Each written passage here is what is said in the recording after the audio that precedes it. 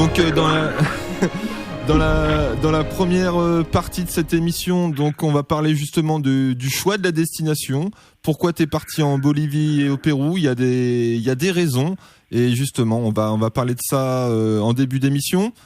On va enchaîner après, Quentin, sur les investigations que tu as fait sur le terrain, parce que t'es pas allé forcément au Bolivie et au Pérou pour jouer de la flûte de Pan et pour regarder les condors. Tu y as été pour des raisons bien précises.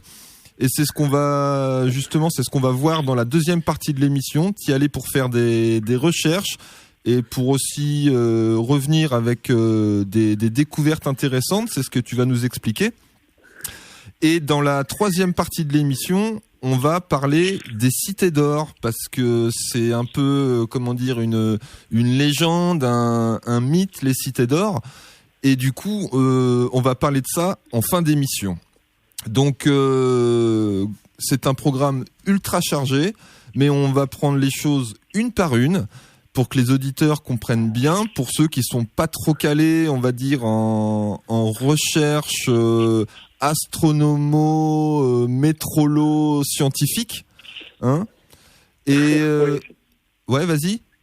Oui, moi on dit astronomique et géométrique. Astrogéométrie. Astrogéométrie. Est-ce qu'on peut te considérer, on va dire, comme un chercheur autodidacte dans ton travail et dans tes recherches? Ouais, tout à fait. Ouais, c'est un terme qui convient bien. Ouais. Alors autodidacte, effectivement, parce que je travaille beaucoup tout seul, que j'ai commencé tout seul, mais après, je me suis quand même basé sur des chercheurs qui m'ont précédé et sur lesquels j'ai appris beaucoup. Mais je travaille de manière autodidacte, oui. Alors, et d'ailleurs, dans tes influences, il y a une personne, un Anglais qui t'a beaucoup, influencé. Tout à fait. C'est Howard Crossworth. Je sais pas si je le prononce bien. C'est Howard Croworth. Croworth, ouais. Voilà. Et lui, il habite en Bretagne maintenant, et effectivement, il a fait une centaine de conférences sur les sujets des civilisations anciennes, et ce qu'il propose et ce qu'il montre est vraiment fascinant, et ça permet d'apprendre à chercher après en appliquant les mêmes principes. Beaucoup de tes travaux, en fait, se basent aussi sur son travail, qui consiste en fait à fonctionner par carrés collés les uns aux autres pour trouver des distances, en fait, avec les diagonales. En fait, oui, il y a plein de choses en fait dans son travail, mais clairement c'est un peu comme si quand on consulte les conférences qu'il a fait ou ses livres, on apprend ce que c'est que la science d'avant, la science ancienne. Et c'est une autre façon de penser, et c'est une façon auquel on ne pense pas du tout quand on entreprend de faire des recherches sur l'histoire. Enfin, en tout cas, les historiens, les archéologues classiques n'ont pas du tout cette approche-là. Ouais. Et c'est une approche pourtant qui est fondamentale et qui, je pense, va rapidement, à mon avis, un jour ou l'autre s'imposer comme une manière évidente de rechercher. Eh ben, c'est justement sur ce thème des sciences anciennes que je te propose de commencer l'émission alternative, mon cher Quentin. Donc, on va débuter l'émission tout simplement avec une question tout à fait banale. Est-ce que tu peux nous expliquer justement pourquoi tu as fait le choix de partir en Bolivie et au Pérou? Qu'est-ce qui t'a motivé à partir là-bas? Déjà, c'est une destination qui est, pour beaucoup de gens qui aiment la montagne, c'est une destination qui est fantastique. Hein, le Pérou et la Bolivie, la cordillère des Andes, c'est magnifique au niveau des paysages, mais c'est aussi généralement beaucoup de voyages qui sont organisés là-bas se font aussi autour de ce qu'on appelle les vestiges des Incas. Donc ce peuple qui a été conquis à l'époque où les Espagnols sont venus. En fait, il y a au Pérou et également en Bolivie des constructions tout simplement qui sont extraordinaires de par leur exécution, de par l'endroit où on a construit ces choses-là, et comme le Machu Picchu qui a été construit dans un endroit très reculé, qui a été quasiment inaccessible. Voilà, quasiment inaccessible. Ça a été découvert seulement au début du XXe siècle, alors que les Espagnols ont cherché en vain cette cité dont ils avaient entendu parler. Donc c'est tout à fait extraordinaire en fait les constructions qu'il y a là-bas, à la fois sur le plan technique, à la fois sur l'endroit où elles ont été construites. C'est vraiment fascinant. Et ça suscite beaucoup de curiosité. Hein. C'est un petit peu comme l'Égypte et les pyramides et les temples.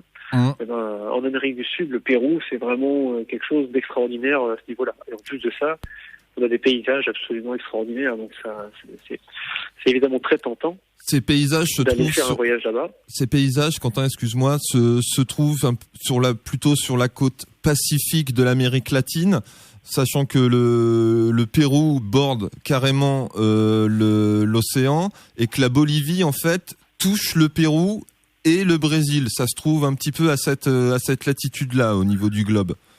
Oui, c'est ça. Ouais. On est dans l'hémisphère sud. Ouais, carrément. Par contre. Et donc, ce que je disais en début d'émission, au retour de ce voyage, donc un film vient de sortir. D'ailleurs, il est frais comme le bon pain. Il est sorti au mois de décembre.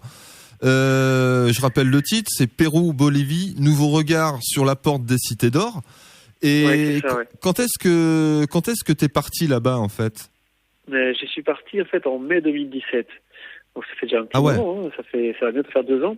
Et donc je suis allé là-bas, en fait je me doutais que je risquais de comprendre des choses, mais je savais pas quoi exactement. Alors j'avais en tête tous les principes de l'astro-géométrie que j'ai appris en étudiant les travaux de Howard Crowell. Ouais. Mais je me suis rendu là-bas aussi avec du matériel pour filmer au sol, filmer avec un drone et puis également faire des mesures. Donc j'avais un télémètre de chantier qui m'a permis de faire un télémètre de chantier. Un télémètre. C'est un mètre laser en fait, qui permet en fait de quand j'arrivais dans un temple pré-inca, de mesurer le temple, de connaître les dimensions. Ouais. Donc j'ai pu mesurer comme ça un certain nombre de monuments et j'ai découvert des informations qui sont passées totalement inaperçues, puisque généralement on se focalise sur la finition des pierres qui est extraordinaire, puisque ce sont des pierres qui sont très dures, qui sont assemblées entre elles alors qu'il n'y a pas de ciment pour les assembler. Et donc tous les gens qui arrivent là sont surpris par la finition, et les Espagnols également, puisque les Espagnols, quand ils sont arrivés, ils ont demandé aux habitants comment ils faisaient ça, et ils n'ont pas eu de réponse, puisque lorsque les Espagnols ont découvert la ville de Cusco avec les temples de Sacsayhuaman et du Coricancha, ils ont vu des pierres gigantesques ou des pierres de petite taille mais qui sont assemblées avec une finition extraordinaire. Ouais. Et les Incas ne savaient plus faire ça lorsque les Espagnols sont arrivés, et ils leur ont dit que c'était leurs ancêtres. Donc, en réalité, on ne sait pas qui a fait ces choses-là. D'ailleurs, pour être un petit peu précis dans ce que tu dis que quand les Espagnols sont arrivés, juste les Espagnols se sont pointés en Amérique latine au XIIIe siècle, vers les années 1490 à peu près. Cette période en fait correspond grosso modo au moment où la chrétienté reprend un peu le territoire de la péninsule ibérique qui était depuis 700 ans en fait occupé pas par les Arabes, par les Sarrasins, les invasions des années 700. En 1400 en fait, ils retournent sur le continent africain, et c'est comme par hasard, j'allais dire, à partir de ce moment-là, de la Reconquista, que les premiers navigateurs, alors que ce soit Magellan, les premiers Magellan ou Christophe Colomb, je pense à eux deux, qui portugais ou espagnols, commencent à faire leur premier voyage vers le Nouveau Monde. Et c'est peut-être pas forcément un hasard, parce que les Sarrasins étaient arrivés en Espagne avec énormément de connaissances également, que ce soit mathématiques ou artistiques et culturelles. Et je pense que l'air de rien, ça a bien aidé pour ces voyages en Amérique latine. Oui, c'est sûr. Les Arabes avaient hérité de beaucoup de connaissances énormément, qu'on retrouve en Égypte, tout comme les Grecs avaient appris beaucoup des Égyptiens. Les Arabes qui vivaient en Afrique du Nord avaient énormément de connaissances astronomiques, mathématiques, et effectivement, il est possible que ce soit pas tout à fait au hasard qu'on ait recherché là-bas. Exactement. Et alors eux, ils y sont allés en bateau, Quentin. Toi, tu y allais comment, dans quelles conditions en fait Est-ce que c'était un voyage organisé ou une initiative personnelle? Comment ça s'est passé pour toi? Un peu les deux. C'était un voyage organisé, mais j'ai pas fait l'intégralité du voyage avec le groupe, puisqu'à un moment, Déjà, je suis arrivé avant et je suis resté plusieurs jours sur Cusco avant que le groupe arrive. Alors Cusco, c'est en Bolivie, hein. Non, au Pérou, pardon. Cusco, c'est au Pérou. Voilà. Pérou. Cusco, c'est à 3300 mètres d'altitude et là, c'est vraiment une concentration. C'est là où vont se trouver la majorité des sites pré-Inca. Donc on dit pré-Inca parce qu'en fait, on ne sait pas vraiment qui l'a fait. On sait que c'est avant les Incas, mais on ne sait pas exactement quand en réalité. Eh ben, en fait, pour que les auditeurs un peu puissent situer, la capitale du Pérou, donc c'est Lima. Cusco se trouve un peu, enfin, on va dire au milieu du Pérou, hein, grosso modo, et à quelques encablures, à quelques kilomètres de Cusco, se trouvent effectivement des ruines. On va en parler ça plus longuement dans la deuxième partie de l'émission, et un site totalement ahurissant qui s'appelle Sacsayhuaman. On va en parler dans la deuxième partie de l'émission. Là, on va continuer les présentations gentiment. Au niveau, combien de temps a duré ton voyage, Quentin? Je suis resté 15 jours. 15 jours pour faire les deux pays? Oui, 15 jours. Mais Wow. J'ai fait que le circuit touristique classique. Sauf qu'il y a des moments où, au lieu de rester une journée sur place, en fait, je suis resté 3 jours sur Cusco. Et à Tiwanaku, je suis resté 4 jours en Bolivie. Parce que je voulais vraiment explorer cette cité de Tiwanaku à fond, plutôt que de faire une visite éclair en une demi-journée. Donc je suis resté 4 jours sur place pour revenir, remesurer, etc. Essayer de comprendre les choses. Alors Tiwanaku, c'est en Bolivie, hein. Il y a une cité qui s'appelle Pumapumku, c'est à 3800 mètres d'altitude. T'as dû te cailler quand même. Ouais. Oui, il fait pas très froid en fait. Hein. Comme on est sur des latitudes proches de l'équateur, il fait pas froid. C'est un climat assez agréable. Hein. Moi, je suis allé au mois de mai et on est bien. Et même à 3800 mètres d'altitude, ça va? C'est supportable? Ouais, il n'y a aucun problème avec le climat. C'est juste qu'il faut pas s'amuser à courir parce que on va vite manquer d'oxygène. Tu m'étonnes. Et non, c'est... En même temps, tu peux refaire tes globules rouges, hein, c'est bon. Ouais, voilà, on est bien. En termes d'accueil, Quentin, comment ça s'est passé pour toi? Comment les Boliviens et les Péruviens ils ont été avec toi? Est-ce que tu as été en contact avec eux ou tu étais plutôt dans ton trip mesure? Comment s'est passé les échanges avec les autochtones? En fait, on avait sur la partie du voyage qui était organisée, il y avait des guides qui étaient très intéressants, donc des guides qui sont vraiment qui connaissent très bien leur culture. Et il y avait une guide, notamment Soledad, donc une dame qui connaît bien son pays, qui connaît bien les traditions. Donc c'est très intéressant parce que elle nous explique plein de choses, justement. Elle nous montre comment plein de petites choses qui sont taillées dans la pierre sont des repères astronomiques. Elle nous explique tout un tas de choses qui sont liées au reste de la culture inca, mais qui certainement s'est inspiré de quelque chose d'avant, parce que ça répond à des principes. Je dirais d'astronomie, d'études de la mesure du temps, d'observation, de contemplation, des choses qui sont très très particulières et qui à mon avis existaient bien avant les Incas. Mais en tout cas, il y a des restes de cette ancienne culture. Alors c'est très parcellaire parce que moi j'ai eu l'occasion et la guide de lui montrer des choses qu'elle connaissait pas du tout, qu'elle découvrait en fait, notamment. Elle n'avait jamais eu la notion en fait des mesures des temples en question. Elle savait que c'était des repères astronomiques, alors que c'était déjà très contradictoire avec ce que pouvaient dire les historiens occidentaux, parce que les historiens occidentaux présentent souvent les sites comme c'est des forteresses, etc. Alors que pour les guides locaux, qui ont une bonne culture de la région, pour eux, c'est clairement un site astronomique. Sauf qu'ils savent pas exactement comment il fonctionne, ce site astronomique. T'es en train de me dire que t'as appris des trucs au guide sur place? Oui, en fait, je lui ai montré des choses. J'ai partagé au guide. J'ai dit voilà, quand on est ici, voilà ce qu'on observe et voilà à quoi ça correspond en termes de géométrie. C'est un tout petit détail, mais que les guides ne connaissent pas forcément. Ouais, ben bien sûr, si ils sont rodés aussi et pas forcément de manière très spécifique comme toi tu peux l'être. C'est juste, oui, voilà. En fait, c'est pour ça que j'ai appelé le film Nouveau Regard, parce qu'en fait, il faut poser un regard nouveau pour voir les choses, pour comprendre les choses. Et dès qu'on pose ce regard, en fait, qui vient des principes de l'astronomie géométrique, en fait, on comprend pourquoi les sites sont positionnés ici, pourquoi ils sont orientés dans telle direction, pourquoi les temples ont telle forme, on comprend beaucoup de choses comme ça. Et dis-moi, est-ce que quand tu es parti là-bas, tu avais déjà en tête l'idée de faire un film, ou c'est en revenant tu te dis putain, j'ai chopé énormément d'informations, là avec tout ce que j'ai, il faut que je sorte un film. Ça a été quoi ton raisonnement en fait? Je savais que j'en ferais un film. Par contre, je savais pas du tout ce qu'il y aurait dedans. Je savais que j'en ferais un film. J'étais convaincu qu'il y aurait des choses à trouver. Alors déjà, parce que j'avais trouvé des choses que j'avais commencé à éplucher un peu sans m'être rendu sur place, à partir de documentation, à partir de Google Earth. J'avais commencé à noter des petites choses qui m'avaient paru intéressantes et j'ai pu vérifier un petit peu sur place. Donc je savais qu'il y avait des choses à regarder. Et puis avec Howard Crowhurst, on avait échangé un petit peu. Lui aussi avait étudié le sujet.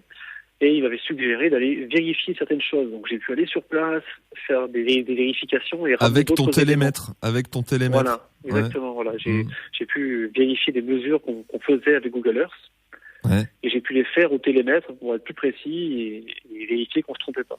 Eh ben moi, tu sais quoi, Quentin, j'ai vu des vidéos. Au millimètre près, on tombe sur des nombres entiers en termes de mètres. Et ça, on va aborder ça plus tard dans l'émission, mais c'est des trucs complètement, qui peuvent paraître comme ça hallucinants au premier abord, mais qui sont quand même pas forcément le fruit du hasard. Pour finir la présentation un petit peu, en termes de production, de choix d'image, de post-production, ça t'a pris combien de temps là pour que le film soit prêt? En fait, j'ai quand même mis presque 2 ans, mais en fait, j'ai pas travaillé dessus tout le temps. C'est juste que c'est pas mon métier, donc moi j'ai fait selon le temps que j'avais. Le temps de me faire mûrir les idées, comment je vais organiser tout ça. Mais en gros, oui, presque 2 ans en fait. Je pensais le faire déjà l'hiver dernier en fait. Et en fait, l'hiver dernier, j'ai pas pu le faire. J'avais pas commencé le film, j'avais juste mis au propre ce que je voulais expliquer. Et toute la partie montage, c'est long et puis c'est pas mon métier, donc je fais ça doucement. Alors il y a un DVD qui est sorti et en fait, publié par la société Epistema. C'est Epistéméa, Epistéméa, donc c'est une maison d'édition en fait en Bretagne, donc c'est Howard Crowhurst qui a créé cette maison d'édition en fait pour produire son travail en fait. Et alors, donc il y a d'autres. Excuse-moi Quentin, mais je l'ai mal prononcé. C'est quoi le nom exact? C'est Epistéméa. Epistema. Voilà, sur epistéméa.com, on peut trouver en fait la conférence, mais aussi le film, mais aussi sur Vimeo, parce qu'ils ont une chaîne Vimeo aussi en fait. D'accord. Alors il y a le DVD, on peut se le procurer au modique prix de 18 €. C'est ça, oui. Et on peut aussi également le télécharger, moyennant 12 €. Ouais. Et en streaming, c'est 4,50 €, je crois, le film. Et en streaming, 4,50 €. Quoi qu'il arrive, en tous les cas, ça les vaut, parce que vu le boulot accompli, là, franchement, mettre une petite pièce sur ce film, franchement, moi, je connais un peu ton travail. Et après, le projet, en fait, c'est que ça sert, en fait, moi, je fais ça sert à financer aussi donc une association qui s'appelle l'ASEM et qui travaille en Bretagne et qui étudie les mégalithes et qui fait des conférences régulièrement. Ils organisent des visites. Ils ont une librairie, ils ont des expositions. Donc ça, c'est une association qui tente d'apporter un regard nouveau sur les sciences anciennes. Et ça se fait pas sans rien. Il faut qu'ils aient les moyens de le faire. Et donc, moi, j'ai beaucoup appris justement à partir des éléments que eux ont produits, des visites qu'on fait sur le terrain. Et donc moi, quand je leur confie le film, en fait, c'est pour que ça serve justement à financer cette activité, que ça continue d'exister en fait. Donc t'as pas fait ce film pour t'enrichir? Non, parce que ce serait compliqué. Il faudrait que ce soit un film qui passe au cinéma. Et quelque part, je pense pas. Ok. Eh ben écoute Quentin, ce que je te propose, c'est qu'on se fasse une petite pause musicale. Là, c'est un peu l'Amérique du Sud carrément. Et justement, l'Amérique du Sud, parlons-en, parce que ce soir, on parle de Bolivie et de Pérou justement. Le voyage auquel tu as été pendant 15 jours en 2017. Et dans cette deuxième partie, du coup, tu y allais pas avec avec ton appareil photo et ton bob. Tu es allé avec ton télémètre et avec une idée bien précise, c'est de faire des relevés sur les monuments. Eh ben, sur quoi ont été basées tes recherches pendant ton voyage, mon cher Quentin ? Est-ce que tu peux nous expliquer tout ça ? En fait, j'avais deux choses que je recherchais, que je voulais vérifier. Je voulais essayer de comprendre, quand j'arrivais dans un site, un cas ou pré-Inca, on ne sait pas qui les a fait. Je voulais me dire, est-ce que je peux essayer de comprendre ces gens-là, quelle géométrie ils utilisaient pour faire leur temple ? Est-ce qu'ils avaient des principes géométriques ? Est-ce qu'ils avaient une unité de mesure ? Et s'il y en avait une, on peut la retrouver en mesurant le monument. Ouais. Et puis je me posais la question aussi, c'est pourquoi ils ont construit ces temples extraordinaires à ces endroits-là ? Qu'est-ce qu'on voit quand on est ici ? Est-ce qu'on voit notre temple ? Est-ce qu'on peut voir un lever de soleil à un endroit particulier, par exemple, qui se lèverait entre deux montagnes ou sur une montagne ? Donc je voulais essayer de comprendre ça. Ouais. Et en fait, en faisant ça, j'ai eu l'occasion de visiter notamment un temple très important qui est le Coricancha. Le Coricancha. Alors c'est en Bolivie ou c'est au Pérou, le Coricancha ? C'est au Pérou, c'est à Cusco. Pérou, d'accord. Et ça, le Coricancha, c'est un temple qui avait été détruit, enfin pas détruit, il avait été recouvert par une immense cathédrale que les Espagnols avaient construite. Et puis il y a eu un tremblement de terre, la cathédrale s'est effondrée, et quand elle s'est effondrée, on a découvert dessous les restes du Coricancha. Et donc, on a découvert des enceintes, des salles qui ne se sont pas effondrées, qui ont résisté au tremblement de terre. Et il y a deux salles qui sont complètes, c'est des salles rectangulaires. Et les pierres, là-bas, elles sont assemblées avec une finition extraordinaire. C'est-à-dire que c'est des pierres maintenant très dures. On dit que c'est de la diorite, donc une pierre très, très dure à tailler. Et toutes les pierres sont agencées entre elles, sans qu'il y ait de ciment entre elles. Donc c'est extrêmement fin. On n'y passe pas une lame de rasoir ou une aiguille entre les joints. Donc ça, c'est connu un petit peu des gens qui s'intéressent à ça. Une précision dans la construction. Voilà, qui est juste extraordinaire. Voilà. Et tu disais justement que ça s'était pas détruit parce qu'il y a peut-être aussi une résistance sismique à ces énormes blocs de pierre. C'est évident que c'est antisismique parce que notamment les fondations, c'est des petites pierres avec des jeux entre les pierres. Il y a de l'espace. C'est s'il y a un tremblement de terre, en fait, l'espace qu'il y a entre les pierres, ça coulisse. En fait, c'est ce qui va faire que toute la structure qui est au-dessus, c'est ce jeu qui empêche que ça s'effondre, en fait. Ouais. Et quand on voit très bien ça quand on fait le tour du bâtiment, on voit vraiment que c'est des petites pierres bien positionnées avec un jeu qui permet en cas de tremblement de terre, en fait, de ne pas faire bouger le reste des murs. Donc c'est évidemment, moi je pense, c'est évident qu'ils ont pensé antisismique quand ils ont fait ça. Ils auraient eu ces constructions-là à Kobe au Japon, par exemple. Il y aurait peut-être eu moins de morts à l'époque, tu vois, où il y a eu le tremblement de terre là. Ouais.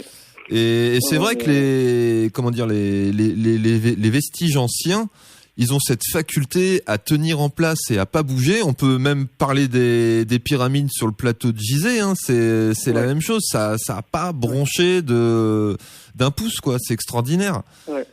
Et vas-y, Quentin, excuse-moi. Mais c'est une des raisons aussi, c'est que les pierres ont toutes des tailles différentes.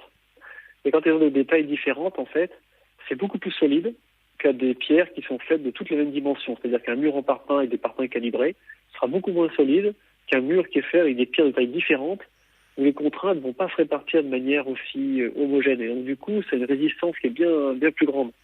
Alors on pourrait croire qu'ils ont fait ça parce que c'est par confort, c'est plus simple. Mais quand on étudie bien comment ils ont construit ça, c'est évident qu'ils ont fait ça pour durer et que ce sont des artisans d'un très très haut niveau. Et généralement, on se focalise là-dessus, sur comment ça a été fait, on se dit que c'est extraordinaire, que ça a dû être fait avec des machines, on imagine plein d'hypothèses, mais on n'a pas de réponse à ces constructions-là. Par contre, dans le Coricancha, il n'y a pas de panneau qui indique les dimensions du temple, par exemple. Et donc moi, j'avais de quoi mesurer. Et donc, la première salle que je mesure, je rentre à l'intérieur, donc il reste deux salles en état. La plus grande, je rentre à l'intérieur. Je fais le tour, comme ça, et puis à un moment, il n'y avait pas trop de monde, je prends mon télémètre, je fais une première mesure, je mesure l'intérieur de la salle, la largeur, et je trouve 8 mètres. 8 mètres. Je suis surpris, 8 mètres, c'est un nombre entier de mètres.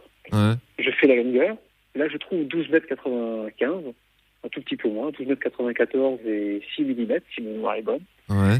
Et je fais le calcul, je prends ma calculatrice, et le rapport entre les deux, c'est 1,618. C'est le rapport, c'est le nombre d'or. Ça veut dire que cette salle, elle est proportionnée suivant le principe, c'est un rectangle d'or qui vaut 1 sur le petit côté et 1,618 sur le grand côté. C'est exactement les mêmes proportions que la carte bancaire, par exemple. Si vous avez une carte bancaire, elle est proportionnée suivant ce principe-là. Ouais. Donc c'est déjà très, très curieux, parce que nulle part, dans aucun livre, dans aucun spécialiste des Incas explique que les Incas utilisaient le nombre d'or dans leur architecture.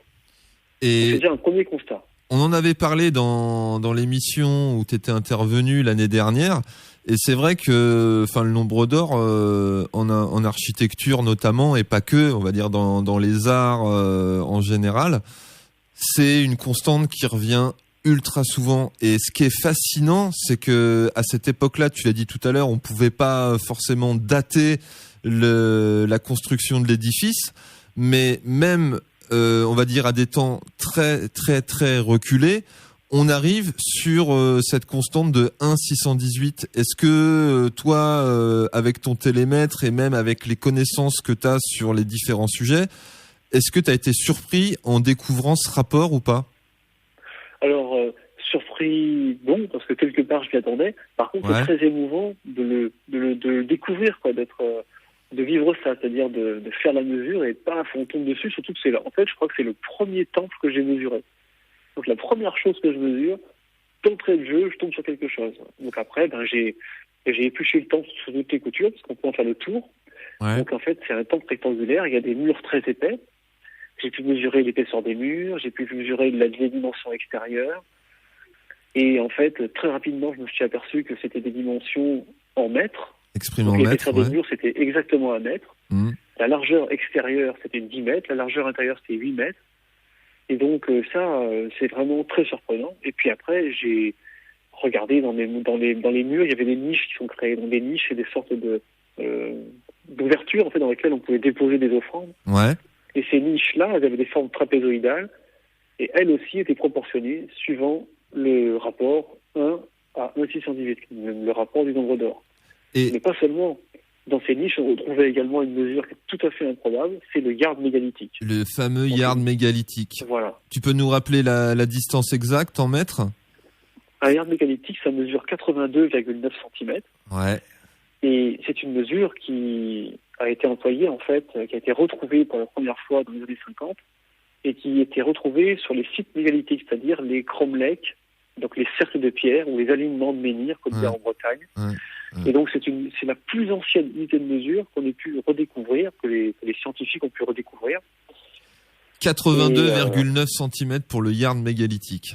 Voilà. Et en fait, retrouver cette mesure-là sur le temple du Coricancha et le mètre, c'est tout simplement extraordinaire parce que le mètre, c'est censé être une mesure moderne qui a été réinventée à la Révolution française. Ouais, par Talleyrand. Voilà. Et le yard mégalithique, c'est censé être la plus ancienne mesure des peuples qui ont érigé des menhirs et dolmens il y a environ 7000 ans. Donc retrouver ces deux mesures sur le même monument, c'est extrêmement anachronique. Et en fait, quand on creuse bien les dimensions, le périmètre des salles, etc., on découvre qu'en fait, cette salle, c'est une véritable... C'est comme un trésor, en fait, de connaissances anciennes, puisqu'on retrouve très simplement l'emploi d'autres mesures comme la coudée royale égyptienne, mais également la coudée de Gudea, qui est une coudée sumérienne.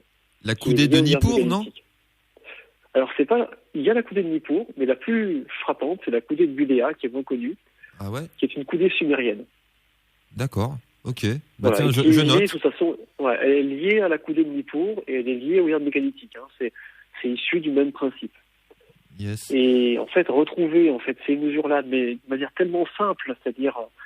C'est les dimensions des niches, c'est le périmètre total de la salle, c'est le périmètre intérieur, qui sont des multiples en nombre entier, etc. Donc c'est tellement flagrant, en fait, de retrouver ces unités de mesure, qu'on comprend qu'en fait, ce temple, qui est vraiment le temple majeur pour les Incas à Cusco, et que les Espagnols ont absolument voulu cacher, que c'est vraiment un temple, un peu comme si c'était un trésor en fait, cette salle.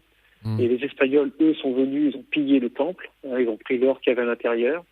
Et ce qu'ils n'ont pas compris, c'est que le vrai trésor, en fait, c'était la connaissance, c'était le contenant. C'était pas ce qu'il y avait dans le temple, c'était le contenant, c'était les murs, les fondations, les dimensions du temple qui sont une vraie information. Et écoute, là, c'est un gros scoop ce que tu balances, parce que en général, c'est vrai que même le touriste lambda, il va plutôt s'intéresser justement aux objets, on va dire précieux entre guillemets, il va s'intéresser plutôt aux bijoux qu'à l'écrin. Tu vois ce que je veux dire? Oui, exactement. Et là, le trésor, c'est le contenant. Exactement. Et est-ce que tu as eu l'occasion de visiter d'autres sites, parce qu'il y en a pas mal dans cette région de l'Amérique latine? Oui, bien sûr. Donc j'ai pu voir et j'ai pu aussi comprendre un peu pourquoi on a fait le site de Sacsayhuaman. Donc c'est juste à côté de Cusco, c'est un cap à vol d'oiseau, c'est 1,5 km. Ouais. Et donc j'ai pu comprendre pourquoi Sacsayhuaman, c'est ce qu'on appelle une forteresse au-dessus de la ville de Cusco. C'est pas du tout une forteresse pour moi. Ouais. C'est un observatoire astronomique. Et donc ça, j'ai commencé à comprendre pourquoi on avait fait un site aussi extraordinaire à cet endroit-là. Parce qu'on a une vue dégagée. Qui permet 3700 mètres d'altitude, ouais, donc c'est pas mal dégagé. Voilà, on est au-dessus de la ville, et à ce moment-là, on voit en direction de la vallée de Cusco, et dans la vallée, en fait, c'est là où le soleil va se lever au solstice. Parce que comme c'est le solstice de... Alors c'est lequel... solstice, alors que je dis pas de bêtises, c'est au solstice d'été. D'accord. Mais c'est inversé les saisons pour eux. Ouais. Voilà. Exact. C'est-à-dire que le sens de la vallée indique le solstice d'été quand on est en haut de la citadelle de Sacsayhuaman. Et ce qui est particulier, c'est que, en fait, partout autour, il y a des montagnes, sauf l'entrée de la vallée, en fait, qui est suffisamment dégagée, et où là, en fait, le soleil peut venir très loin de l'horizon. Alors que sinon, autour, il y a des montagnes très hautes, donc du coup, ça modifie énormément, ça retarde ou ça précipite le coucher de soleil, ou ça le retarde le matin. Sauf dans la vallée. Et au bout de la vallée, il y a un temple, à près de 30 km, qu'on appelle la Porte du Soleil. C'est comme ça qu'on l'appelle. La Puerta del Sol.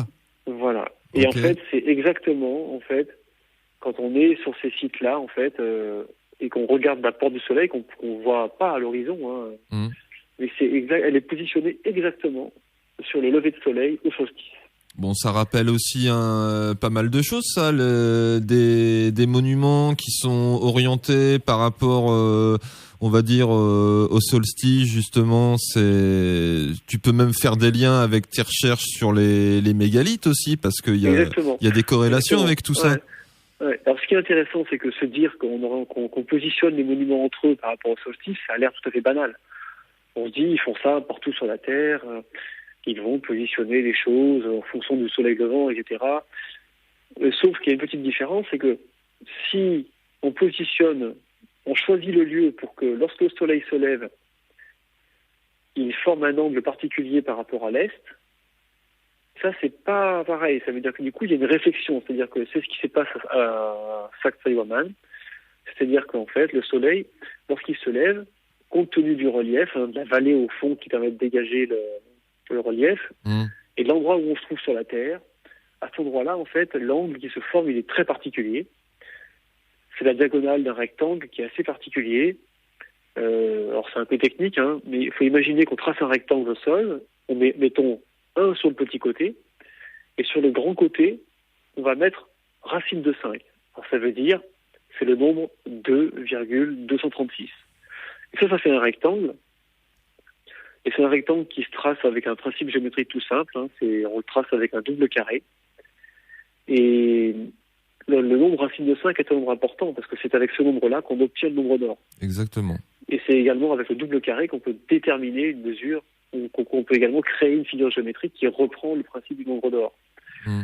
Et donc, en fait, on comprend qu'en fait, à cette latitude-là, à cet endroit-là de la Terre, en fait, on a construit ce site extraordinaire parce que justement, il répond à cette géométrie qui est reliée à l'astronomie, au lever de soleil. Ouais, c'est-à-dire que le lieu n'a pas été choisi uniquement parce que c'est joli. On a dû chercher un lieu pour que justement on puisse avoir une géométrie particulière. Et ce qui le prouve également, c'est que en haut, à l'endroit où on peut observer ça, il y a plein d'éléments qui sont proportionnés avec ces dimensions-là, c'est-à-dire de 10 mètres par 22 mètres 36.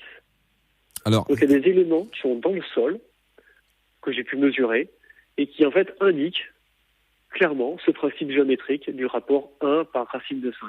Ça peut être un petit peu complexe là pour les auditeurs qui ont l'habitude de regarder les clips sur W9, mais enfin c'est quand même un sujet ultra intéressant. Et c'est pour ça d'ailleurs que à l'émission Alternative, Quentin, on est super heureux de te recevoir parce que justement ça permet de parler de choses qu'on n'a pas forcément l'habitude même d'entendre ou de discuter avec son entourage. Et on va continuer justement ce petit voyage là. Est-ce que tu as eu l'occasion d'aller à Puma Punku? Oui, alors Puma Punku, en fait, c'est juste à côté de Tiwanaku. En fait, c'est en Bolivie, c'est aux abords du lac Titicaca, et donc c'est lié en fait. Hein. C'est une seule et même cité. Ouais. Alors Puma Punku, c'est une des constructions. Et Tiwanaku, c'en est une autre. Et à côté, il y a une petite pyramide qu'on appelle l'Akapama. Donc il y a plusieurs monuments. Et ils sont pas tous encore dégagés en fait parce qu'ils étaient recouverts par de la terre. Mais oui, j'ai pu aller voir ça. Alors c'est très différent de ce qu'on observe à Sacsayhuaman par exemple. Ouais, c'est voilà, pas du tout la même construction. Exactement. C'est vachement plus géométrique en fait. Par contre, il y a un truc qui est très intéressant, c'est que la grande enceinte qu'on appelle de Kalasasaya, autrement dit à Tiwanaku, si vous voulez, on peut le voir très bien sur Google Earth, cette grande enceinte qui est rectangulaire, en fait, il y a des murs autour, et ces murs-là ont été rajoutés récemment par des restaurateurs. En revanche, ils ont mis les murs et ils ont laissé les piliers d'origine. Et les piliers d'origine, ce sont des menhirs. Ce sont des pierres dressées. Les mêmes que tu trouves en Auvergne ou en Bretagne? Ça ressemble en fait à un rectangle de pierre, un quadrilatère de menhir. Il y a des photos anciennes qui ont été faites à la fin du 19e siècle et au début du 20e, où vraiment on observe une enceinte de pierres dressées, comme on pourrait voir en Bretagne, le quadrilatère de Cruquenot. Et le site a été restauré, et du coup ça dénature un petit peu ça. Mais il y a ce mélange entre des pierres brutes dressées, qui sont pas retaillées, qui sont positionnées comme ça, ou très peu taillées, qu'on laisse brutes, on fait un quadrilatère, et puis en même temps des constructions avec des pierres extrêmement bien polies, et très compliquées, avec des angles droits, des formes géométriques très complexes. Donc c'est vraiment très anachronique. On a à la fois des pierres dressées et brutes, et à la fois des pierres on dirait presque des Legos, hein, mais des Legos en pierre. Et tu sais à quoi ça me fait penser, les Legos en pierre que tu parles? Dans Tintin et l'Alphare, un moment, il y a, je sais pas si tu as eu l'occasion de le lire, il y a une sorte de gros H, tu sais, dans Tintin et l'Alphare, et ça ressemble exactement aux formes des pierres que tu es en train de décrire qui se trouvent à Puma Punku. Il y a effectivement des pierres H, en fait. C'est connu pour ça, Tiwanaku. Ces fameuses pierres H que tout le monde regarde parce qu'elles ont une forme très particulière, avec plein de recoins. Ouais. Et ces pierres H, effectivement, c'est un élément très intéressant, très curieux. Alors, j'ai eu l'occasion de les mesurer, hein, parce qu'elles sont... Ah, bah alors vas-y, c'est intéressant ça. Calibrées pareil. Ouais. Alors, il y a deux tailles de pierres différentes. Il y en a qui font à peu près 1 mètre. Alors, elles font... En fait, je pense que ces pierres-là font un tout petit peu moins, à mon avis. Elles n'ont pas été pensées pour faire 1 mètre. Elles font, pour moi, d'après ce que j'ai pu relever, en fait, elles font un petit peu moins d'1 mètre sur la hauteur, mais un petit peu plus d'1 mètre sur la largeur. C'est-à-dire qu'on aurait joué, en fait, avec les dimensions. On n'a pas fait des haches parfaitement carrées. Et que cette petite variation, à mon avis, c'est un indice important. Et c'est notamment un indice géodésique, puisque la Terre elle-même n'est pas ronde, elle est légèrement aplatie. Et il se trouve que cette petite variation qu'il y a entre la largeur et la hauteur de ces haches, c'est le même, en fait, que celui qu'on a au niveau de la Terre, qui est sensiblement aplati. Et du coup, ce qui est intéressant, c'est que c'est la diagonale de ces haches qui nous donne exactement la valeur métrique, mais exprimée avec un nombre irrationnel, en fait. Mais ces pierres H, pour moi, sont clairement calibrées avec l'unité métrique. Et il y a plein d'autres indices, plein d'autres portes qui sont faites et qui indiquent clairement qu'on a utilisé ici une mesure identique au mètre moderne. Et ça, à Tiwanaku, c'est pareil, c'est une grande surprise. Mais il n'y a pas seulement ça, c'est qu'il y a également des mesures identiques que je retrouvais à Cusco, que je retrouvais également sur les enceintes de Tiwanaku. Mais alors, justement, tu vois, à Tiwanaku, tu parlais justement donc de la précision de la taille des pierres qui sont quasiment polies, hein, super bien taillées, à angle droit et tout. Et on est là à 3800 mètres d'altitude, au milieu de rien, quoi. C'est la pampa la plus totale. Et c'est très très surprenant de voir cette cité qui était recouverte par la terre en plus, hein, puisqu'il la dégage du sol. Et c'est très surprenant. Et les gens qui habitent là-bas, qu'est-ce qu'ils en disent justement? Ouais, c'est quoi le... eux, ils sont. Alors, ce qui est très rigolo, c'est que l'hôtel où je séjournais, les gens, en fait, dans leur jardin, quand ils font du jardin, ils retrouvent des pierres, ils retrouvent des statuettes. C'est-à-dire ils exposaient dans leur hôtel, en fait, des objets qu'ils ont trouvés dans leur jardin. Le mec, il plante un chou-fleur et il tombe sur une statue. C'est ça, c'est-à-dire qu'il y a régulièrement, en fait, les paysans là-bas, régulièrement, lorsqu'ils travaillent la terre, qui creusent un peu profondément, ils trouvent des choses. Ils trouvent des objets, des pierres notamment, des statuettes, différents objets que peut-être on voit pas forcément parce qu'ils les gardent bien précieusement, je sais pas. Mais en tout cas, il y a des quantités de choses qui sont toujours pas découvertes. Et c'était une cité qui devait être très florissante à une époque, hein, mais nul ne sait comment elle a disparu, mais nul ne sait comment elle est apparue aussi. Ouais. Également, ouais, parce que c'est un grand mystère, l'apparition de cette société. Et puis bien sûr, en fait, quand moi je suis resté 4 jours là-bas, j'ai vraiment pris le temps d'étudier ça. Et c'est évidemment un trésor également, puisque là encore une fois, les dimensions des monuments sont riches de formations. On apprend beaucoup de choses en fait. Les enceintes ont été proportionnées avec des principes très très très précis. On a positionné les portes également. C'est Howard Crowes qui avait découvert déjà avant que j'y aille que les portes étaient un axe solaire particulier dans la saison.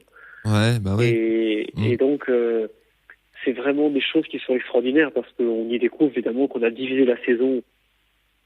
Par exemple, quand on dit qu'on divise une mesure par le nombre d'or, c'est une mesure de longueur. Mais on peut aussi diviser le temps par le nombre d'or.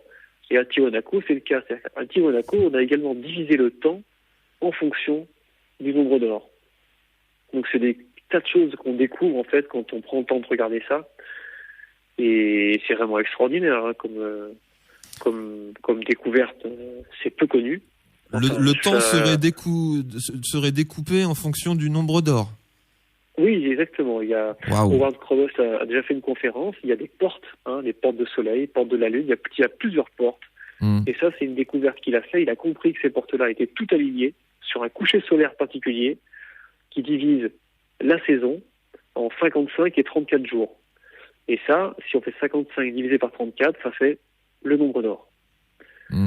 Et moi, il se trouve que j'étais là-bas par chance. À ce moment-là, le 55e jour. Donc j'ai pu filmer en drone le coucher de soleil dans l'axe des portes. Waouh. Ouais, ça c'est vraiment un coup de chance du voyage. D'où l'intérêt de se procurer ton film Pérou-Bolivie, nouveau regard sur la porte des cités d'or. Parce que rien que pour voir cette image-là, ça vaut le coup. Exactement. Ouais, on a fait une image, on a animé l'image pour bien montrer comment le rayon solaire passe dans les portes. Et puis bien sûr, on voit sur Google Earth en fait à quoi correspond cet axe-là. Enfin, c'est vraiment quelque chose de... Oui, Tiwanaku, c'est extraordinaire, mais en fait, je crois qu'au Pérou-Bolivie, tout est extraordinaire. Il faut juste prendre le temps de comprendre comment ça marche, mais il n'y a pas un seul de ces vestiges qui n'a pas été pensé avec des principes astronomiques, géométriques, des mesures, enfin, et peut-être des choses que moi je perçois pas encore.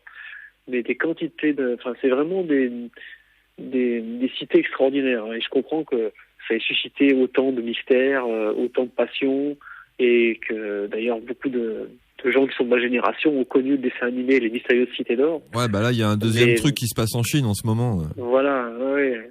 Mais c'est vraiment quelque chose de fascinant en fait. Mais alors du Sud. Du coup, les cités d'or, clairement, c'est les cités dont on est en train de parler là actuellement. Exactement, oui. C'est ça, c'est comme on disait tout à l'heure, c'est pas ce qu'il y a forcément à l'intérieur, c'est ce qu'elle représente en tant que monument et avec les différentes informations qu'elle délivre. Clairement, c'est ça. Ouais, c'est ça. Ouais, ce sont des informations qui sont, comment dirais-je, anachroniques. Hein. Normalement, ce que je dis là, c'est pas possible officiellement. Pourtant, il suffit d'aller sur place, il suffit d'aller mesurer, il suffit d'aller sur Google Earth pour faire certaines choses. Il y a des choses qui sont extraordinaires qu'on peut trouver assez facilement depuis Google Earth.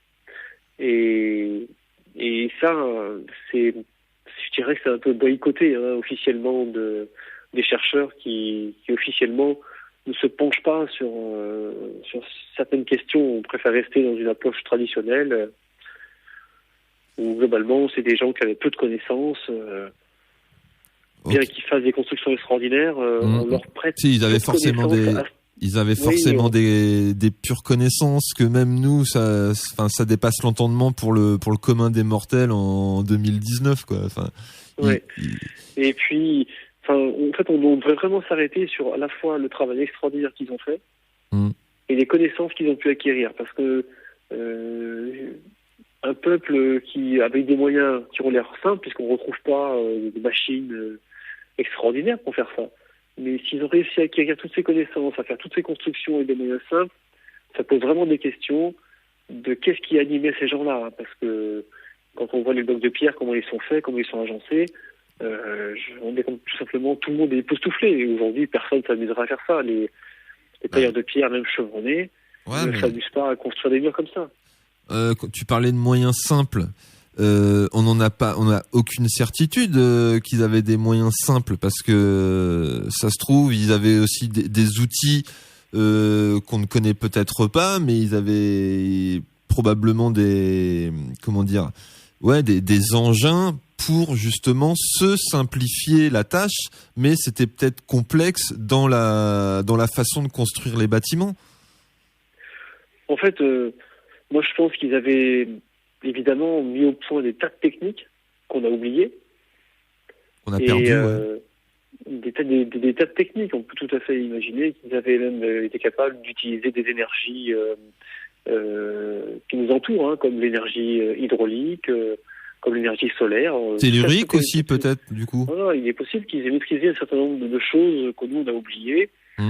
Mais ça pose vraiment des questions fondamentales, puisqu'il est surprenant également, c'est qu'on retrouve des unités de mesure qui sont communes à l'Afrique, l'Europe et l'Amérique du Sud, à une époque très ancienne. Et ça, normalement, c'est pas possible. Ça suppose qu'il y a eu des relations entre l'Europe, l'Afrique du Nord et l'Amérique du Sud. Il y a eu des relations scientifiques, forcément, il y a eu des échanges, et les principes pour implanter des monuments sont les mêmes. Et donc, c'est une science très ancienne qui est commune à tous ces peuples-là. Donc ça, c'est la force du langage mathématique, clairement. Oui, c'est ça. Ça emprunte un langage mathématique et géométrique. Ouais.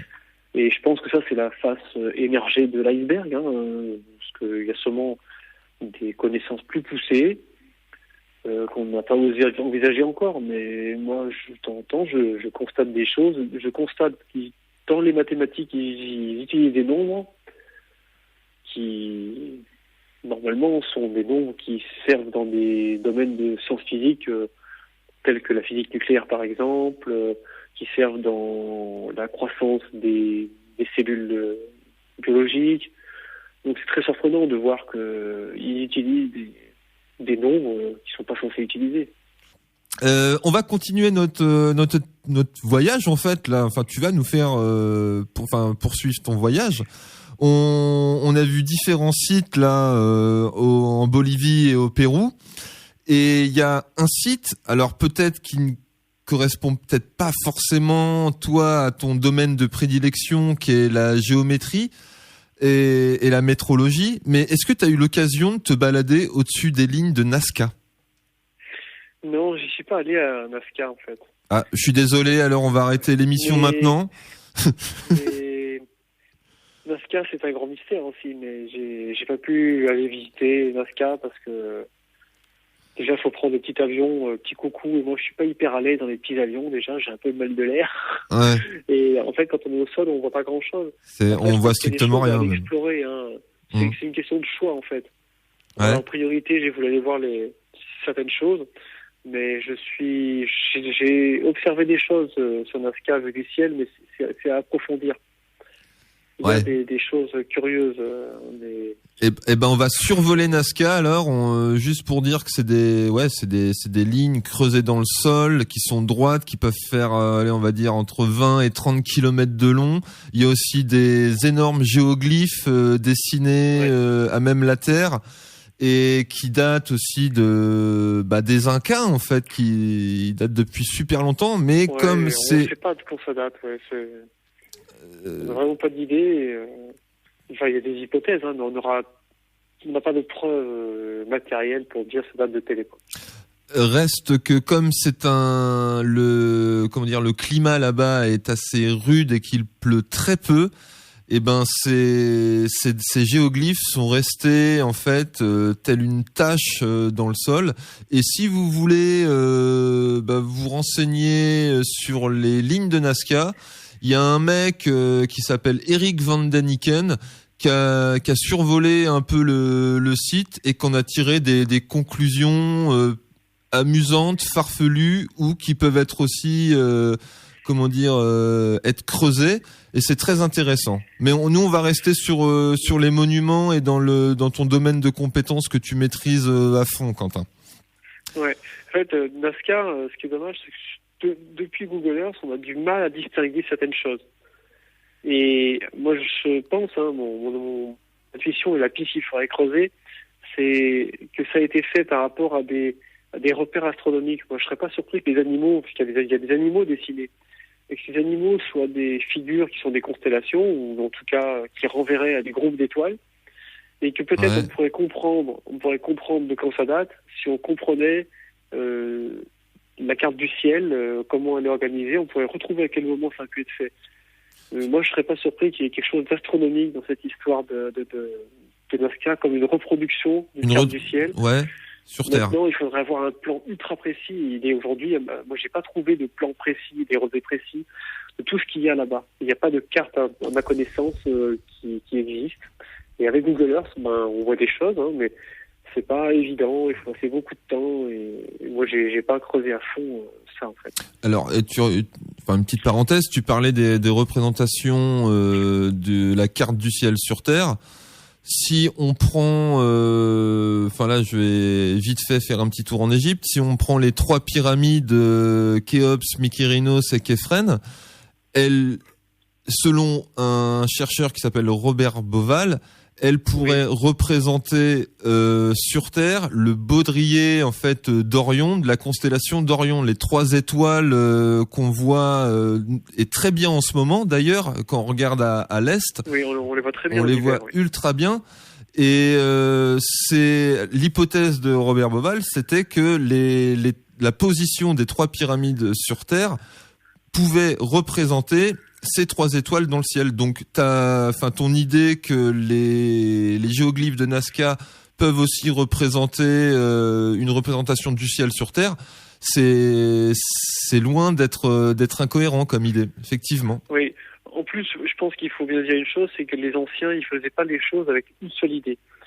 C'est-à-dire que ils peuvent très bien choisir de faire une représentation astronomique, et en même temps, ils vont faire un petit décalage, une petite variation qui va servir à un principe géométrique particulier. Ils vont vraiment faire beaucoup de choses avec une seule figure, en fait. C'est comme si quand nous, on dessine une lettre, si je dessine un W, j'ai plein de façons de faire mon W. Je peux le faire plus ou moins aplati, plus ou moins long. Donc il va pas reproduire exactement la constellation de Cassiopée, par exemple, qui ressemble à un W. Par contre, on va reconnaître la forme du W.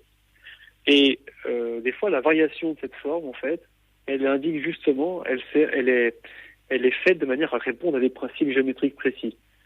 Donc c'est pour ça que c'est délicat, et c'est ce qui fait souvent que les chercheurs modernes, eux, ils veulent trouver une explication à une chose. Pour eux, on fait quelque chose, c'est soit astronomique, soit géométrique. Ça peut pas être les deux.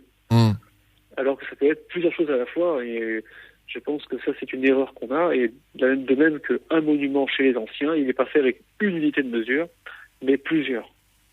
Et c'est volontaire. Et ça, nous, on n'est pas habitués à ça.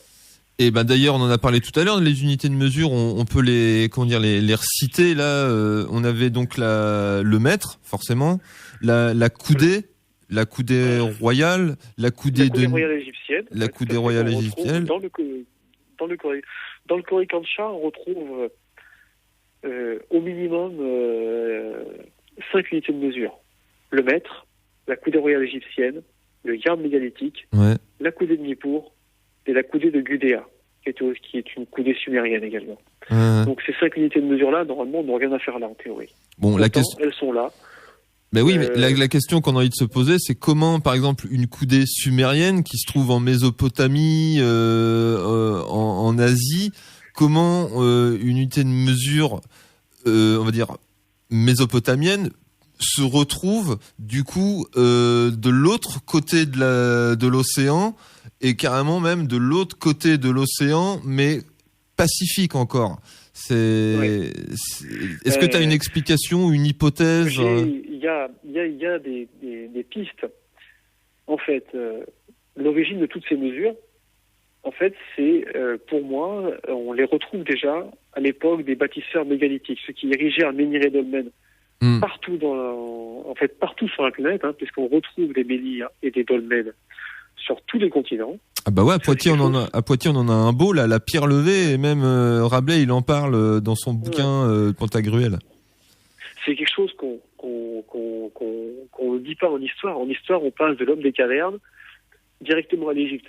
Mais au milieu, il y a une époque où des gens ont érigé partout sur la Terre des menhirs et dolmens. Ce qu'on appelle la proto-histoire, non? Voilà, ouais, c'est ça. Et ça, on l'étudie très peu à l'école, même pas du tout. On n'étudie pas les menhirs et dolmens à l'école. Je confirme. Et pourtant, quand on étudie ces systèmes mégalithiques, on s'aperçoit qu'ils sont disposés les uns par rapport aux autres avec de la géométrie et des mesures. Et en fait, toutes les mesures, qu'il soit la coudée royale, la coudée de Nippur, le garde mégalithique, le mètre, toutes ces mesures sont employées par les gens qui ont érigé ces pierres-là. En fait, toutes ces mesures, c'est une connaissance ancienne, c'est peut-être même avant l'Égypte, et c'est une connaissance très ancienne. Et il se trouve que au Mexique ou au Pérou, il y a des pierres dressées. Il y en a très peu, parce qu'en fait, on a reconstruit par-dessus. Mais par exemple, il y a 2 endroits majeurs qu'on va citer, où il y a des mégalithes. C'est Teotihuacan au Mexique. Il y a un archéologue, il n'y a pas longtemps, dans un article, qui expliquait que Teotihuacan, c'est des pyramides au Mexique. Il a expliqué, cet archéologue, que le lieu avait été sacralisé bien avant l'érection des pyramides, parce qu'ils ont retrouvé des stèles devant les monuments. Et ces stèles, en fait, c'est les pierres dressées qu'ils ont retrouvées. Et lui, il dit, ça indique que c'était un lieu qui, pour lui, était sacralisé de manière, avant l'érection des monuments. Donc, on retrouve ça, et en fait, quand on va à Teotihuacan, ces stèles, aujourd'hui, on les voit plus, elles sont dans des musées. Mais ils les ont trouvées, en fait. Quand ils ont fait des fouilles, ils ont retrouvé ces pierres. Mais il y a des endroits où on les trouve encore. Et il y a un endroit où il y en a une, qui est importante, c'est le Machu Picchu. Au centre de la place principale du Machu Picchu, il y avait une pierre dressée qui faisait 6 à 7 mètres de hauteur. Qui a été défoncée malencontreusement. Tu peux nous raconter l'anecdote, là, justement? Exactement. Elle a été cassée, en fait, quand le roi d'Espagne est venu en hélicoptère. C'est ce que nous a expliqué le guide. Il est venu en hélicoptère, et pour se poser sur la place, ils ont débité la pierre, donc ils l'ont laissé planter dans le sol. Ah ouais. Et dans le sol, il reste un morceau de la pierre, et puis il y a une partie qui a été déplacée ailleurs. Donc moi, la guide nous l'a montré. Ça devait être un monolithe qui devait faire pas loin de 6 à 7 mètres de hauteur. Et c'était une pierre comme un menhir, exactement. Et elle était au centre du Machu Picchu. Et toi, en fait, si tu as repéré l'emplacement, à la limite, tu pouvais avoir l'info que tu avais besoin, peut-être, pour faire tes mesures? Exactement. Donc je me suis servi de ce point-là, puisque s'il y a une pierre qui marque le centre du Machu Picchu, c'est un point d'ancrage, c'est un point de mesure, un peu comme une borne. Ouais. Et il se trouve qu'à Cusco, il y a un endroit où il y a une pierre comme ça à Cusco également. C'est à Kenko. Donc Kenko, c'est juste à côté de Cusco, c'est un site mégalithique. Et à cet endroit-là, il y a un énorme monolithe dressé. Alors c'est un monolithe naturel. C'est naturellement un morceau de roche qui dépasse et qui fait un très grand menhir. Et ce monolithe, il a été entouré par les Incas, ou on ne sait pas qui. Autour, il y a des pierres qui ont été mises, des pierres parfaitement agencées, qui ont été mises autour, un peu pour mettre en valeur ce monolithe naturel. Et en fait, entre ces deux monolithes, si je traçais une ligne, depuis le Machu Picchu, donc le monolithe du Machu Picchu jusqu'au monolithe. Donc là, t'as dégainé Google Earth encore ? Exactement. On est sur plus de 70 km. Ouais. Et là, on a l'angle d'un rectangle d'or. C'est-à-dire que ça trace une droite. Si je traçais autour les axes nord, sud et est-ouest, je découvrirais un rectangle d'or, comme il y a sur le Coricancha. Waouh. Voilà. Et sur 70 km à travers les montagnes.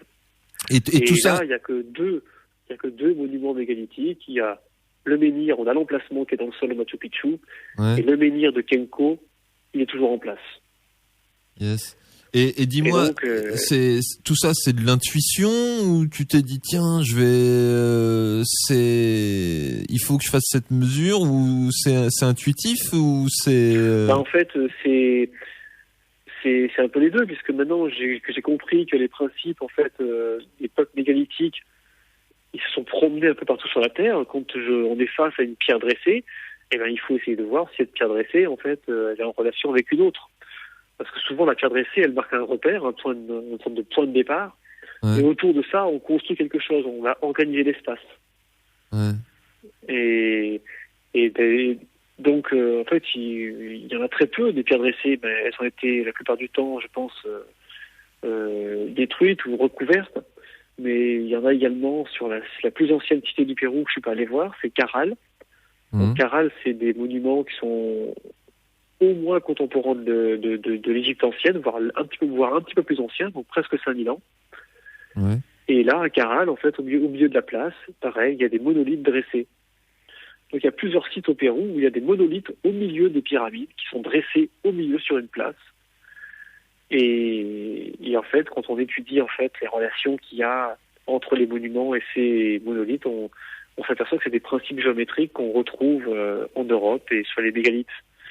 Et donc, c'est pour ça que je pense que comment expliquer ces relations qu'il aurait pu y avoir entre l'Amérique du Sud et ce qu'on observe en Europe et en Égypte, c'est qu'en fait, c'est une connaissance ancienne qui s'est promenée sur la Terre et qui viendrait au minimum de ces gens qui ont érigé les menhirs dolmens il y a un certain temps, plusieurs millénaires. Une connaissance païenne ou une autre source de connaissance selon toi ? Ouais, après, je ne saurais pas dire. Est-ce que ce sont les peuples mégalithiques qui l'ont trouvé ? Est-ce que c'est eux qui ont trouvé ça ?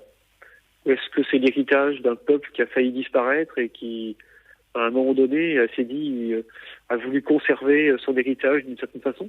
Je sais pas. Je sais que j'ai lu il y a pas longtemps un article c'est un ethnologiste qui expliquait que suite à la montée des océans dans une région, je crois que c'est en Amérique du Nord, suite à la montée des océans, les gens en fait ont déplacé leurs centres culturels et les ont réorganisés dans le paysage avec des principes géométriques, un peu comme une façon de se recréer leur espace parce que les océans rongeaient leur espace. Donc c'est une piste que donne ce monsieur. Donc c'est pour ça la question, est-ce que cette connaissance c'est l'héritage de quelque chose qui a failli disparaître à un moment donné de l'histoire ? C'est possible, vu les grands bouleversements climatiques qu'il y a eu il y a 10 à 12 000 ans. Peut-être qu'il y a eu des peuples qui ont failli disparaître, en tout cas un peuple avec beaucoup de savoir qui a failli disparaître et qui à un moment donné aurait voulu le conserver et le transmettre partout et le marquer dans la pierre. C'est une piste, moi, qui me paraît intéressante. Et maintenant, il faudrait que d'autres gens s'y mettent, que chacun apporte sa petite pierre à l'édifice, c'est le cas de le dire, quoi. Et faire, pas un Ulule des informations, tu vois, mais que chacun s'y intéresse, c'est clair. Moi, je suis un peu dedans, je vais avouer aux auditeurs et tout, c'est des choses qui m'intéressent aussi, tu vois, j'ai envie de comprendre, j'aimerais bien savoir comment les choses se sont passées, se sont déroulées. Donc j'ai pas la même la même technique que toi ou la même façon de procéder, mais je m'y intéresse aussi et alors ça peut paraître cette discussion qu'on a, cet échange qu'on a ce soir, Quentin, ça peut paraître un peu peut-être barbare à certains auditeurs, mais quand on est dedans, enfin voilà, on a encore envie de savoir plus. Et là, je suppose que en rentrant du Pérou et de Bolivie, tu reviens avec des tas de choses, avec des tas de choses où tu t'es dit tiens, je vais encore découvrir, encore aller plus loin. Et c'est ça en fait qui est intéressant dans cette quête, ou je sais pas si c'en est une, mais dans cette recherche de savoir, dans cette recherche du pourquoi, c'est vraiment super addictif. Enfin, je sais pas pour toi, mais pour moi c'est un truc, tu vois, minimum, allez, on va dire une demi-heure, 1 heure par jour, j'ai le nez dedans, quoi. Ouais. Alors, en fait, je crois qu'en fait, mon sentiment, c'est que ces gens d'avant, ils ont quelque chose à nous apprendre, en fait, et ils n'ont pas fait tous ces efforts juste pour leur propre plaisir, à mon avis. Et même s'ils le faisaient pour eux, j'ai l'impression qu'il y a une sorte de philosophie, une sagesse, comme s'ils avaient quelque chose qu'ils avaient compris. C'est clair. Une façon de penser, une façon de s'épanouir dans le monde, d'observer des choses simples et de s'en émerveiller. Quelque chose, en fait, une sorte d'énergie, en fait, qui les accompagne dans la vie, et presque on peut se demander si c'est pas juste une science qui sert à rendre les gens heureux, peut-être. C'est une idée. Par exemple, moi, il y a quelqu'un qui m'a envoyé récemment un document sur la traduction d'une tablette sumérienne. Wow. Et elle m'a expliqué un truc que je connaissais pas du tout. Alors juste, attends, Quentin, les tablettes sumériennes, en fait, c'était on va dire les livres de Mésopotamie. C'est les premières traces écrites de l'histoire qu'on a retrouvées. Exactement. Et c'était entre le Tigre et l'Euphrate en Mésopotamie. Exactement. Ouais. Et c'est des tablettes qui sont datées de peut-être 6 à 4000 ans selon les tablettes, mais les gens qui ont fait les traductions de ça, il y a un moment, donc il y a une proposition qui est que on utilise le même mot pour dire aimer et mesure. Donc autrement dit, pour les Sumériens, le mot amour et mesure, c'est la même chose. Et j'ai trouvé ça très intéressant, très curieux. Et ça me fait vraiment penser, je me suis dit, c'est marrant qu'ils utilisent le même symbole, le même mot, pour exprimer ces deux choses-là. Et moi, je me suis dit, mais est-ce que c'est l'amour à la mesure du monde ? Ouais. Parce que c'est une piste qu'il faudrait essayer de comprendre. Si ces gens, ils attribuent autant d'importance à la mesure, à l'observation, et si dans leur écriture, le mot amour et mesure sont la même chose, je trouve ça très intriguant, en fait, de voir ça. Donc, à travers l'étude des langues, on pourrait aussi faire des découvertes intéressantes, mais pour moi, c'est plus difficile parce que je maîtrise moins. Et puis, il y a une part d'interprétation aussi quand on étudie des textes qui n'est pas évidente à gérer, puisqu'on est plus dans interpréter que mesurer quelque chose. Moi, ce que j'aime beaucoup de la mesure, c'est que c'est quelque chose qui est objectif. Une fois qu'on a fait la mesure, on voit si c'est un rectangle, on voit si c'est carré, on voit si c'est droit, on voit combien ça mesure. Ah bah oui, là c'est. Voilà, il y a quelque chose qui est vraiment palpable, qui est vérifiable. Exactement. Mais faire le lien effectivement entre les langues et les recherches en métrologie, c'est, je pense, quelque chose qu'il faut faire. Et il faudra, je pense, beaucoup de gens passionnés, très compétents pour avancer, parce que moi, tout seul, j'ai mes idées, j'ai mes observations. Je trouve ça super chouette, j'apprends beaucoup de choses. T'as tes blogs, t'as tes vidéos sur YouTube, tu partages ton travail aussi, et ça, tout le monde le fait pas. Il y en a qui sont plutôt à se dire voilà, je vais garder ma découverte pour moi, j'ai pas envie de l'exposer au petit peuple. Alors que toi, t'es pas du tout dans cette démarche. T'es la preuve. Ton film, je vais rappeler le titre, Pérou, Bolivie, nouveau regard sur la porte des cités d'or. Tu le proposes. Tu touches pas forcément de royalties sur la vente du film. Et puis, il finira de toute façon en accès libre à un moment donné. À un moment donné, je laisserai en accès libre. Mais pendant un temps, voilà, il va servir à financer l'association qui s'appelle la SEM. Et après, il sera en accès libre. Mais pendant un certain temps, je mets la priorité, en fait, sur cette association. Ouais, mais après, toi, t'es un partageur de connaissances, en fait. Oui. Après, je comprends que les gens veulent pas forcément diffuser ce qu'ils font de leur côté, parce que déjà, il faut oser. C'est pas toujours évident, quoi, parce qu'on se dit, on expose ses idées, on expose ses recherches, et donc on peut se retrouver marginalisé un peu. Ouais, il y a des gens qui sont très qui font des critiques pas forcément pédagogiques. Donc il faut oser le faire.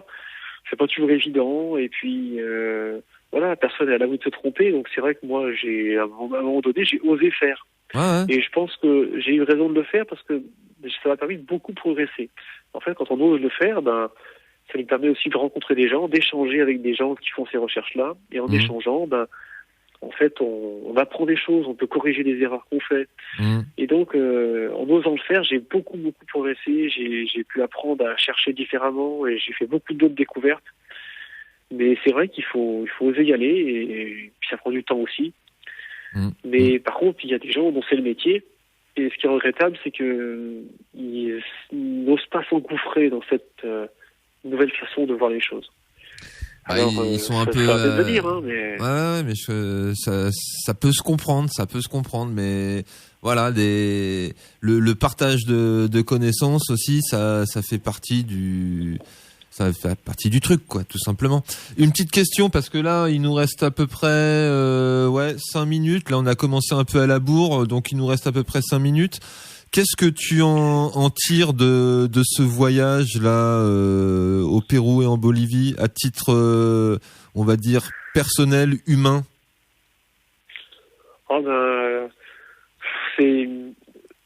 C'était très très émouvant, en fait, de découvrir, parce que j'ai commencé à comprendre les choses au jour le jour. Hein, les premières fois j'observe, et puis le lendemain je reviens de mon endroit, et là je comprends. Ouais. Donc c'est extrêmement émouvant. C'est un peu comme si quelqu'un m'avait parlé, en fait, hein, parce qu'en fait, en venant sur place, en comprenant, c'est comme si les gens qui ont fait ça il y a longtemps m'avaient transmis quelque chose, ils m'ont appris quelque chose. Ouais, parce que vous parliez le même langage. C'est ça, c'est extrêmement émouvant de se retrouver là, tout seul, au milieu du site, puisqu'à des moments je suis allé tout seul, et j'étais là, et je mesurais, je regardais, et hop, je comprenais quelque chose. Et ça, c'est extrêmement émouvant, en fait, parce qu'on est tout seul et on a comme si des gens d'avant ont laissé quelque chose, et quelque part, ils nous ont enseigné alors qu'ils sont plus là. Ils sont morts depuis des millénaires, peut-être, on ne sait pas. Donc c'est très émouvant de comprendre ces choses-là. Et heureusement que je fais ça depuis un petit moment, parce que c'est vrai que c'est des choses qui peuvent être très déstabilisantes, en fait, de faire ces constats-là. Alors moi, je m'attendais à trouver des choses, je savais pas quoi exactement, mais c'est une expérience extraordinaire, en fait, de faire ces découvertes-là. Et je pense qu'il y a des découvertes comme ça à faire à beaucoup d'endroits, mais sans forcément aller très loin. On peut comprendre des choses simplement en allant observer des monuments qui sont des églises ou des châteaux ou des mégalithes. On peut faire des découvertes facilement. Il y a beaucoup de gens qui... T'as commencé comme ça, toi, Quentin, hein? T'as commencé comme ça dans ton Auvergne natale. Enfin, je sais pas si t'es né là-bas, mais t'habites là-bas. T'as commencé avec les mégalithes du Sancy. Exactement, ouais. Donc à portée de tout le monde. Il y a des gens qui m'envoient de temps en temps ce qu'ils ont fait chez eux, ce qu'ils ont trouvé, et ils font des découvertes comme ça. Et je pense qu'ils doivent être, pareil, très émus. Enfin, c'est extrêmement touchant, en fait, de quasiment parler avec les anciens. C'est un peu ça. Carrément. Et est-ce que t'as d'autres projets, là, c'est peut-être un peu précoce pour en parler, mais d'autres projets de voyage, d'autres contrées à découvrir? Est-ce que ça dans un petit coin de ta tête, ça? Oui, alors j'ai une idée qui m'est venue récemment, c'est que quand j'étais en Bretagne pour présenter le film Pérou-Bolivie, là, pour faire l'avant-première, Howard Crowhurst a fait une conférence sur Versailles, sur le château de Versailles. Et il a montré que le roi Louis XIV était au courant des mesures comme la coudée royale et comme le maître. Et il a fait des mesures sur place, il a montré des principes géométriques, il a montré que Louis XIV et probablement son père ont fait Versailles en suivant des principes astronomiques et géométriques. Et moi, je suis déjà allé à Chambord, donc c'est François Ier qui avait fait ce château. Chambord, j'avais commencé à faire des recherches et j'avais trouvé des choses intéressantes. Alors, une idée que je pourrais avoir, peut-être, ce serait de retourner là-bas et de recreuser un petit peu cette question-là, parce que je pense que dans les monuments qu'on a en France, il y a également des trésors de connaissances comme ça, mais c'est des connaissances qui n'étaient pas publiques, en tout cas, ou qu'une petite catégorie de personnes connaissaient. Et peut-être notamment dans la famille royale, en tout cas, il est évident que Louis XIV, lorsqu'il a fait construire Versailles, en respectant les principes que son père lui avait, que son père avait démarré, parce que je crois que son père est mort quand Louis XIV avait 5 ans, mais il a poursuivi son travail et il y a forcément, dans Versailles, il y a quelque chose qui nous renvoie à cette connaissance ancienne. Et donc c'est intéressant parce que à toutes les époques, on s'aperçoit qu'il y a une vraie transmission de ce savoir et on ne sait pas encore exactement comment ça procède. On comprend que c'est à travers des corps de métier, à travers des catégories sociales. Et donc peut-être que je ferai un tour à Chambord pour approfondir ça, mais après les idées de Banque Paris, il y en a plein. Tu sais quoi, c'est pas que je vais m'inviter dans ton trip, mais Chambord, enfin les châteaux de la Loire, c'est pas très loin de Poitiers. Si tu pars dans cette idée-là, passe-moi un petit coup de bigot, je viendrai avec toi. Et voilà. Parce que entre Chambord et juste à côté, il y a l'ancienne maison de Léonard de Vinci qui s'appelle le Clos Lucé. Et il y a un petit passage souterrain de Chambord au Clos Lucé. Et voilà, enfin je connais humblement un peu aussi l'histoire de la construction de Chambord, qui est pas symétrique du tout d'ailleurs. Je sais pas si tu as lu ça dans un bouquin. Voilà, tiens, ça se trouve ce sera l'occasion de te réinviter à la radio, parce qu'à chaque fois que tu viens, on parle de choses ultra intéressantes, aussi quand même pas mal pointues, hein. Faut quand même être attentif et à ce qu'on dit, parce que je vais pas dire que c'est une discussion de gens qui connaissent le truc, mais enfin voilà, si on n'est pas habitué à ça, ça peut surprendre. Et c'est pour ça que le fait de t'inviter à l'émission alternative pour en parler, pour moi personnellement, c'est une façon, voilà, de mettre à la portée de tout le monde des choses qui peuvent être rebutantes au premier abord, mais comme tu l'as dit il y a quelques instants, en fait, qui sont passionnantes et même limite émouvantes, quoi. Ouais, mais on est tous capables de saisir des choses bien plus que ce qu'on imagine. Il suffit juste des fois, à un moment ou l'autre, d'être disponible, d'être prêt à ce moment-là, et moi, j'aurais jamais cru que j'aurais fait tout ça dans ma vie à un moment. Ouais, non, mais la vie réserve énormément de surprises. Quentin, on arrive à la fin de l'émission, malheureusement. C'était un plaisir. Ouais, pareil pour moi, c'était un réel plaisir. J'ai appris pas mal de trucs. D'ailleurs, je vais me réécouter le podcast pour renoter les 2-3 petites infos là qui m'ont paru ultra intéressantes. Merci à toi d'avoir accepté l'invitation de l'émission alternative, c'était vraiment cool. Et puis je te souhaite le meilleur pour 2019. On a tout le mois de janvier pour souhaiter les vœux. Je te souhaite le meilleur et que ton film Pérou-Bolivie, nouveau regard sur la porte des cités d'or, rencontre le succès qu'il mérite, parce que son auteur il est balèze, quoi. Voilà, c'était la petite courbette que je voulais te faire avant qu'on se quitte, Quentin. On va dire les anciens étaient balèzes. Ouais. Yes. À très bientôt, Quentin. Ouais. Et puis on se tient au courant pour une prochaine émission sur les châteaux de la Loire, pourquoi pas. Voilà, pas de souci. Allez, salut Quentin. Bye bye. Ciao. Bonne soirée. Merci.